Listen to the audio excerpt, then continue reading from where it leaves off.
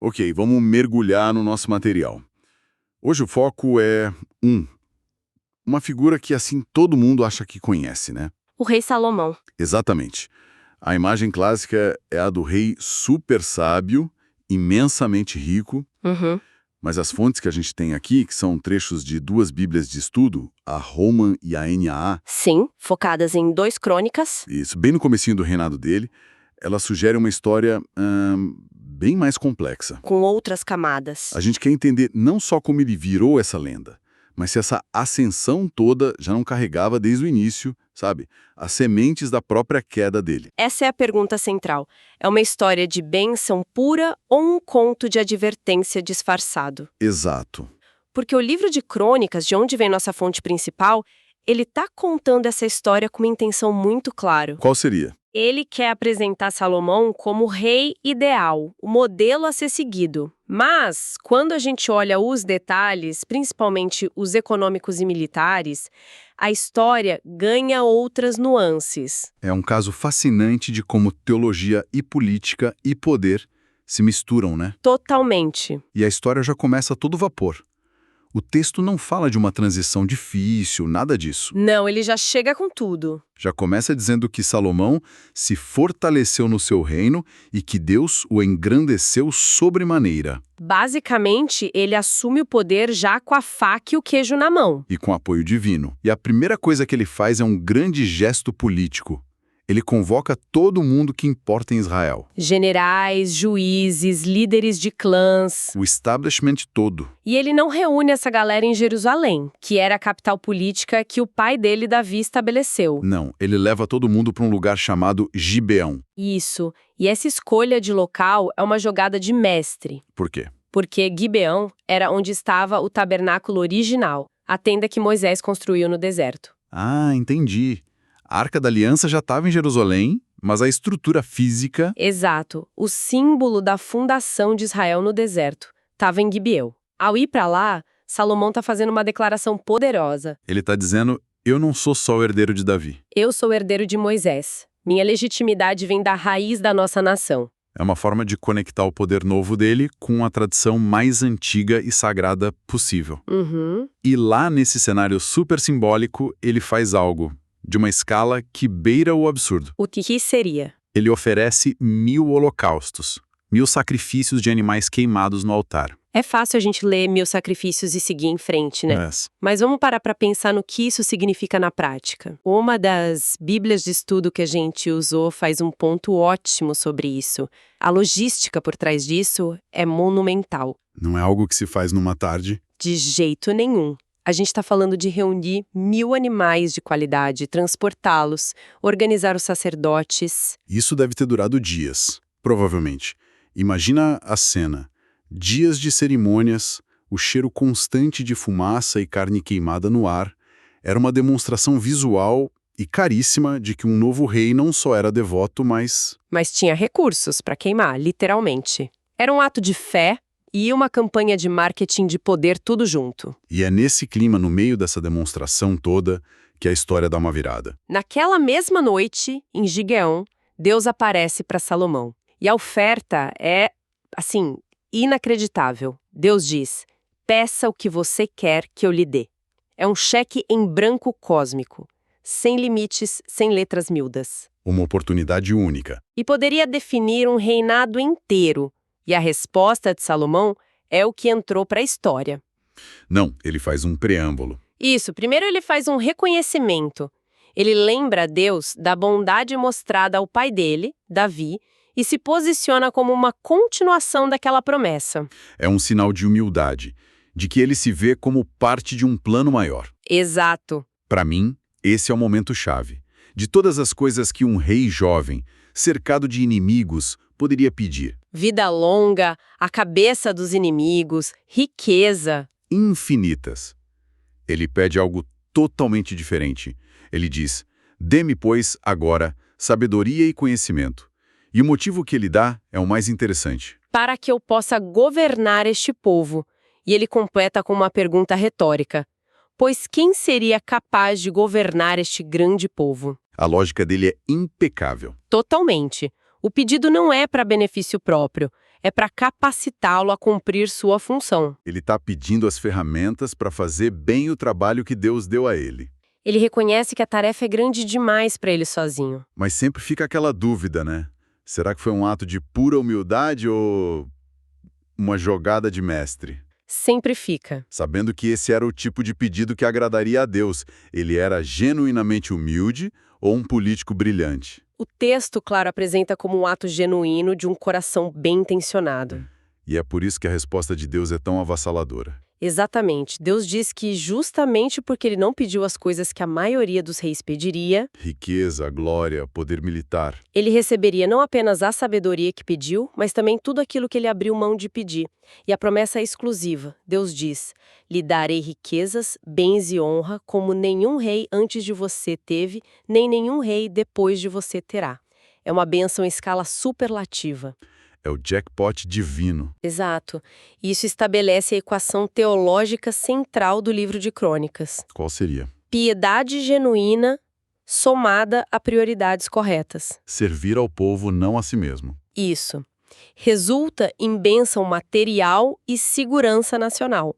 A riqueza nesse contexto não é um problema. Pelo contrário. Pelo contrário, ela é o sinal visível e público do favor de Deus. Ou seja, a riqueza não é só o prêmio, é a prova. Para o povo daquela época, ver o ouro chegando Era como ver a mão de Deus agindo em tempo real. a confirmação de que Salomão era o escolhido. Exatamente. A prosperidade do rei era a prosperidade da nação. Ok, então Deus basicamente promete a ele o mundo. Na prática, como isso se pareceu no dia seguinte?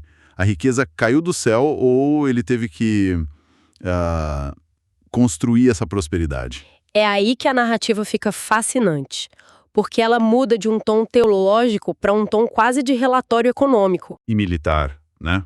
E militar, a transição é imediata, a promessa é feita e no versículo seguinte o texto começa a descrever em números concretos o cumprimento dela. E a primeira coisa, Um exército gigantesco, Salomão junta 1.400 carros de guerra e 12.000 cavaleiros. 1.400 carros de guerra. Isso, para a época, era o equivalente a ter o que hoje? Uma força aérea de caças de última geração. Exatamente essa analogia. Carros de guerra eram a mais alta tecnologia militar da Idade do Ferro. Caríssimos, imagino. Caros de construir, caros de manter. Exigiam treinamento especializado. Ter uma força desse tamanho significava que Israel não era mais uma potência local. Era um jogador importante no cenário do Oriente Médio. E ele não concentra essa força só em Jerusalém. Ele cria cidades de carros. Bases militares estratégicas. Isso, espalhadas pelo reino, o que mostra um planejamento militar muito sofisticado. E junto com o poder militar, o texto descreve uma riqueza quase de conto de fadas. Diz que Salomão tornou a prata e o ouro tão comuns em Jerusalém quanto as pedras na rua. É quase uma hipérbole. E a madeira de cedro, que era um artigo de luxo, ficou tão abundante quanto o figueira brava, uma árvore comum. Mas de onde vinha a grana para bancar tudo isso? O texto nos dá a resposta. E é aqui que a gente vê a sabedoria de Salomão em ação de uma forma muito pragmática. Como assim? A base do seu império econômico era o comércio de armas. Sério? As fontes especificam que os cavalos vinham do Egito e da Cilícia, e o Egito era o grande produtor de carros de guerra de ponta. Então ele importava? Salomão basicamente se posicionou como um intermediário exclusivo desse comércio. Peraí, isso é interessante. Se o Egito era a superpotência que fabricava os melhores tanques da época, Certo. por que eles venderiam para um reino vizinho e, pior, deixariam esse reino revender para os outros vizinhos que eram potenciais inimigos? Essa é uma ótima pergunta. O que o Egito ganhava com isso? A resposta provavelmente está na geopolítica.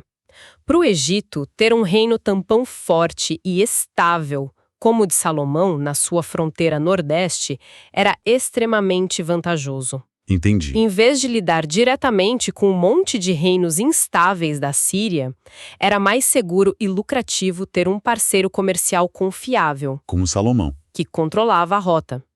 Salomão pagava em dia e mantinha a região estável. Para o Egito, era uma forma de terceirizar a gestão de uma fronteira complicada. E ainda lucrar com isso. Então Salomão não era só um rei, Ele era um empresário. Um negociante internacional.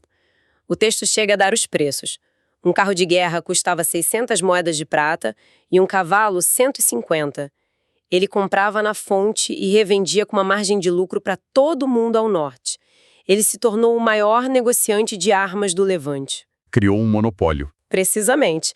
E essa operação comercial gerou uma receita estatal absurda que financiou tudo. O exército, as construções. Exato. A sabedoria que ele pediu a Deus não se manifestou só em julgamentos no tribunal, mas numa visão de negócios e geopolítica extremamente aguçada. Ok, então o quadro é claro. Piedade leva a uma bênção que se traduz em sabedoria, que por sua vez é aplicada para criar um poderio militar e econômico sem precedente. Através de um comércio de armas muito inteligente. Parece uma história de sucesso total. Mas você disse no começo que havia outras camadas. Exato. E aqui entra um detalhe que é como uma pulga atrás da orelha para qualquer leitor que conhecesse bem as leis judaicas antigas. Que detalhe. No livro de Deuteronômio, que tem as leis de Moisés, há uma instrução bem específica para o futuro rei de Israel. Ele é proibido de fazer algumas coisas, entre elas multiplicar para si cavalos e, especialmente, não fará o povo voltar ao Egito para multiplicar cavalos. E a outra? E também é proibido de multiplicar para si prata e ouro em grande quantidade. Ué. Mas Salomão está fazendo exatamente e em escala industrial as duas coisas que a lei proibia. Exatamente. Ele está acumulando uma fortuna e construindo o seu poder sobre a importação de milhares de cavalos do Egito. Que paradoxo é esse? Esse é o ponto crucial. A própria bênção de Deus está se manifestando de uma forma que o leva a violar um mandamento anterior de Deus? Essa é a grande tensão que percorre a história de Salomão. O autor de Crônicas, que está escrevendo séculos depois para glorificar o reinado, ele apresenta tudo de forma positiva. Claro. Para ele, essa riqueza e esses cavalos são a prova irrefutável da bênção de Deus, o cumprimento da promessa. Ele não vê contradição. Mas para um leitor mais crítico, a bandeira amarela está levantada. A história está mostrando que a bênção, quando não gerenciada com cuidado, pode levar exatamente para a armadilha que a lei original tentava evitar. A fonte da força dele é também a fonte da sua potencial fraqueza. Perfeito. É a tentação de confiar nos cavalos e nos carros do poder militar e na riqueza em vez de confiar unicamente em Deus. Perfeitamente colocado. A lei não era contra ter cavalos, era contra a dependência do poder militar egípcio e a mentalidade imperial que vinha com ele. E o sucesso de Salomão o coloca exatamente nessa zona de perigo. O que começa como uma bênção pode sutilmente se transformar no centro da confiança de uma nação. E aí que os problemas futuros dele vão começar. Então, o que tudo isso significa? As fontes que a gente analisou hoje pintam um quadro muito mais rico do que a versão simplificada da história. Muito mais. O reinado de Salomão não começa só com um pedido de sabedoria, mas com um ato político calculado, uma demonstração de poder religioso e econômico. E a bênção que ele recebe não é mágica. Ela se manifesta através de uma estratégia geopolítica e comercial brilhante. Que o transforma no maior intermediário de tecnologia militar da sua época. E essa história funciona em dois níveis. Por um lado, é um modelo de realeza ideal. Fidelidade a Deus resulta em prosperidade e segurança. Uma equação teológica clara. E por outro, a história contém essa tensão profunda entre a bênção recebida e os mandamentos antigos, mostrando como o sucesso e a riqueza, mesmo quando vem de Deus, carregam em si um risco. Uma tentação. Exatamente. Isso nos deixa com uma reflexão final. A narrativa enquadra a imensa riqueza de Salomão como uma bênção divina, mas, ao mesmo tempo, essa bênção o impulsiona para atividades que as próprias leis da sua nação alertavam contra. Isso levanta uma questão que vai muito além da história antiga.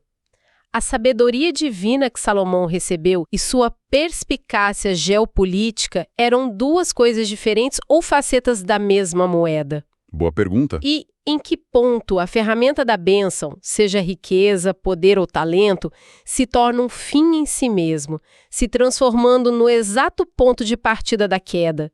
A linha entre a bênção e a armadilha parece ser muito mais tênue do que a gente imagina.